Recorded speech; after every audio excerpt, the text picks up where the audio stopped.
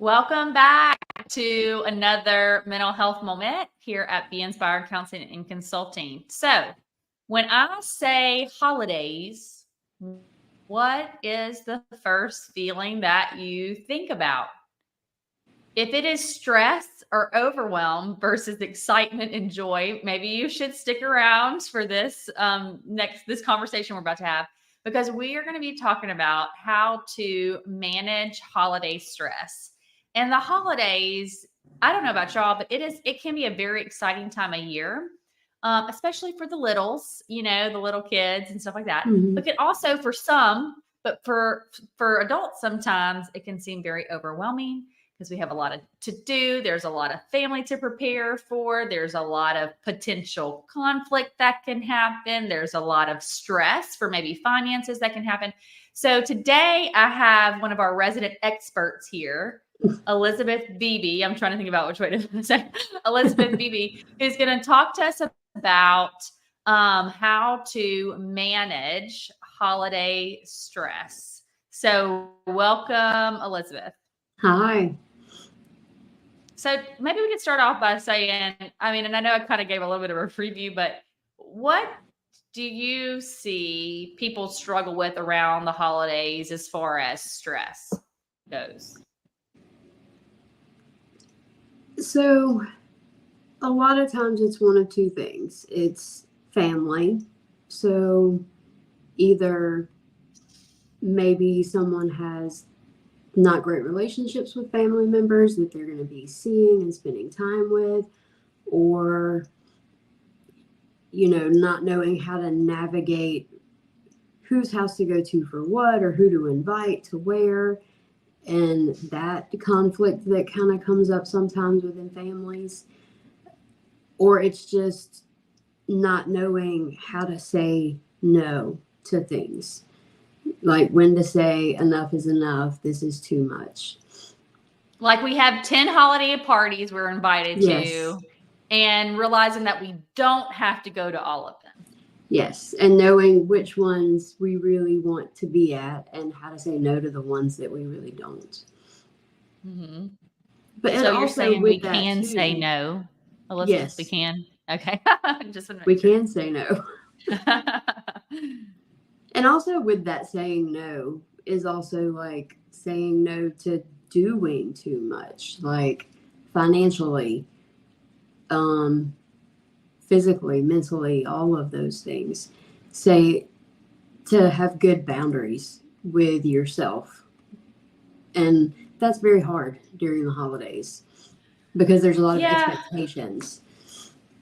I was thinking about that. You took the words right out of my mouth. There's a lot of expectations. And then I think there's a lot of sometimes expectations we have on ourselves from how we did things in the past, right? Yes. Like, so maybe I had the bandwidth to do all these things in the past, or maybe I had the money to do all these things in the past. I know I've had some talks with some friends and family members of mine about just the financial part of it, right? Because they might have been in a different financial situation in the past and they could have done all these things, but now they find themselves in a different situation and they still want to do all these things. But what ends up happening is they overextend themselves. And then when they get to the next year, they're either maybe in debt, or they're feeling a lot of shame or guilt or a lot of stress because now all these things I have to take care of. And it actually doesn't make me feel good, even though I wanted to give these things to people. Right. You know what I mean? But now I'm feeling the overwhelm and the burden of giving, in a way more than I was able to give. And then that stress. So I think it can be a continuum of not just like we talked about the financial, but it's what am I expecting of myself? Right. And a lot of times what you expect from yourself, I find, is sometimes more than what other people would actually expect from you. And if other people have a certain expectation of you, that's where a conversation can really go a long way to say, like, hey, I just need to be honest. Right. This is what I can do this year. This is what I can't. So what are your thoughts on that? I mean, I definitely agree. I think that a lot of times, the expectations we place on ourselves maybe even come from what we see other people doing and how they're handling things, all of the things that they're posting on social media that they're doing, or, you know, places they're going, and all of the like pictures or parades, or, you know, even things like that that don't even have to do with the actual like family part of holidays, but feeling this need to be doing all of those things because everyone else is. And so if I'm not doing those things, if I'm not taking my kids to all these places, if I'm not buying these specific toys for them, or, you know, doing all the things, then I'm not meeting the expectations of my kids, when really I'm not meeting my expectations. Yeah. Well, and I think if you think about the kids piece, right? I know that some Mhm. parents out there are like, well, we could have done this in the past, so we can't do this now. And maybe you're feeling like some guilt, or you're feeling some pressure to do things like you did before. I always like to ask parents the question, you know, when you were a child, do you remember what you got on Christmas in 1992? I'm just going to throw a year out there, right? Yeah. And most people are like, yeah, no, I can't remember what I got on Christmas in 1992. But if I ask you, like, what was your most memorable Christmas experience? Mm-hmm. Then you could probably remember. Like, I know for me as a young kid, it was my grandmother used to play the accordion. And we used to sit around and sing Christmas carols with their, Mm-hmm. like my aunt and my grandma just going at it with the accordion. And so I can remember that. If you ask me what I got that Christmas, I can't remember. There was one Christmas I do remember my Aunt Lynn made us these Christmas sweaters, okay? And they were handmade. And I do remember that because it was handmade. Mm-hmm. It had my name on it. It was like with that, you know that paint, Beebe, Elizabeth. The bubble You know paint. that paint that used to be in style? It's like a, Mm-hmm. yeah. But I don't remember. I mean, do you? Do you remember what you got for Christmas in 1995? No, I don't I really mean, remember 86. specific gifts anytime that I got for Christmas. I Mm-hmm. remember the event. I remember the people I was with and the experience, but not the gifts. Yeah. And that's Well, what we and the place reason a why I lot bring of up this question, importance I know I on. kind of went on a tangent. Yeah, that's what we put importance on. So, and you know, going Mm-hmm. on that tangent, I just hopefully if you're watching right now, it's just something to consider when you're trying to think. And this may be a good exercise for you is like, what are my expectations of myself, or what do I feel like I'm supposed to do around the Mm-hmm. holidays? No matter what holiday you celebrate, because I know we have a lot of people that are watching that celebrate different holidays. Not everybody Right. celebrates Christmas. Some people celebrate Hanukkah. Mm-hmm. Like there's just all different kind of things. But whatever holidays you celebrate, what are the expectations that you feel that you have around those holidays? And then what ones are actually most important to Mm-hmm. you, not to everybody else. Right. And then just having honest conversations. What are some other suggestions maybe you have, Elizabeth, about helping people manage this stress around the holidays? Well, I think part of it is simple stuff like making sure we're getting enough sleep, making sure we're, you know, if we see a therapist, we keep seeing our therapist. We don't stop for the holidays because sometimes we tend to see that happen, and those tend to be some of the more stressful times. And so Because something's going to continuing go to down do, at the yeah. family event. Okay. Something. It never fails. No, I don't know about your family, Elizabeth, but it never fails. Something can go no. down.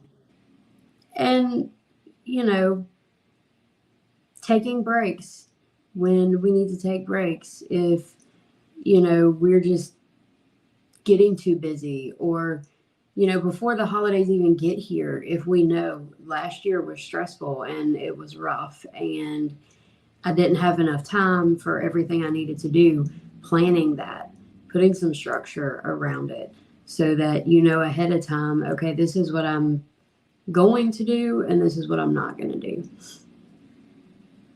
Yeah. Yeah. That planning, it always creeps up on us. doesn't it? Yes. Like we don't know it's But coming. like we don't, this is what's crazy about it, okay? And if you're watching, I'm sure you can relate. We all know what time of year Thanksgiving is. Like whatever Yes. holidays you celebrate, you know when it is. We know when, Christmas is celebrated. We know when Hanukkah is celebrated. We know, when all of these holidays Yes. happen. It's not like they change the dates on us every year. But every year, and every year, how you react to holiday stress. And this Christmas or this holiday season may be different for you. You may have had some loss or transitions or things in your life, but you still know you. And so with reflecting on knowing how you are, know what helps you be present and make the most out of the season, and give yourself some time to prepare or plan in the best way you can, because you can't prepare for everything, so that you can be present and actually find joy and meaning versus stress and uncertainty during this season. I think it can go a long way.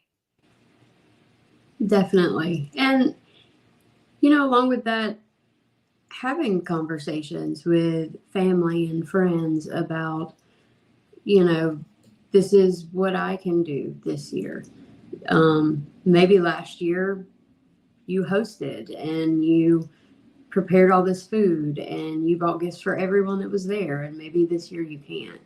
So having a conversation like, can we do this at someone else's house? What's a smaller role I could play? Can we play a game instead of giving gifts? All of those things that we tend to dread, okay, I don't know what I'm going to do. I don't know how I'm going to afford all this. I need to buy for all of these people. I need to buy all this food. But having conversations with the people we're going to be, celebrating these holidays with, so that we don't feel overwhelmed and we don't feel as stressed out, and everyone kind of knows what to expect. Yeah. Well, and don't underestimate the power of like a well thought out card. You know what I mean? Like, listen, I'm telling y'all, it's just, I don't know about your family, Elizabeth, but I know that sometimes we can really stress ourselves out about the perfect gift for somebody or the perfect thing. And my most memorable gifts that I've gotten are things that like people either made for me or some beautiful card they wrote. And I mean, everybody's different. But I do think that don't underestimate the power of kind words, appreciation, something thoughtful. It doesn't have to be extraordinary, it just has to have some meaning behind it. And that can actually sometimes mean more to people than the most expensive thing that they may want. Yeah. So okay. Well, any other things that you can think of or last minute suggestions to like leave with people on managing holiday stress? I know we talked about preparing, managing expectations, having conversations with people that maybe might create either that we think there might be tension around the holidays, or they may have expectations of us that we can't fulfill this year. Any other things you can think about to help people as they go into this season? And I know we said also continuing if you are in therapy, not discontinuing that at that time, and getting help if you need it. Well, I think kind of the biggest thing is just, and you kind of said a little bit about this earlier, just focusing on what's important for you. Like what your values are, what you find meaningful and enjoy about the holiday season, and making that your focus instead of the expectations of everyone else, the expectations of social media, expectations, that you've made for yourself over the years. Just what is you don't have to have a Pinterest me? Christmas. Is that what you're saying? Like,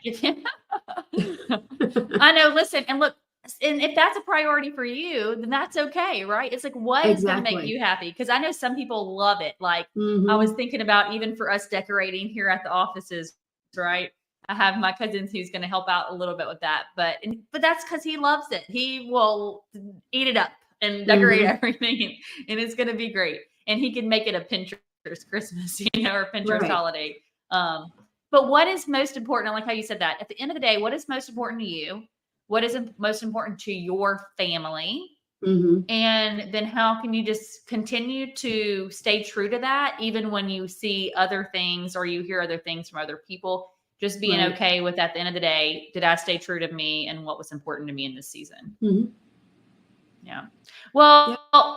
Elizabeth, if people find themselves struggling, they're like, this is way past holiday stress that I can manage. Mm-hmm. What, how can they reach out for help if they need to? Well, I mean, definitely reach out to a therapist. You can reach out to us here at Be Inspired. Our number is listed at the top of this. It's 318-266-7021. And we can help set you up with a therapist who can give you some tips on how to deal with stress, or even if it's more than that, if it's, you know, grief or loss, or, you know, maybe some depression or anxiety that is just too much. Reach out, let us know, and we'll do what we can to help you. Yeah, absolutely. Well, guys, she wrapped it up for us. So if you have any questions, just feel free to reach out and we will see y'all next time. Have a happy holidays.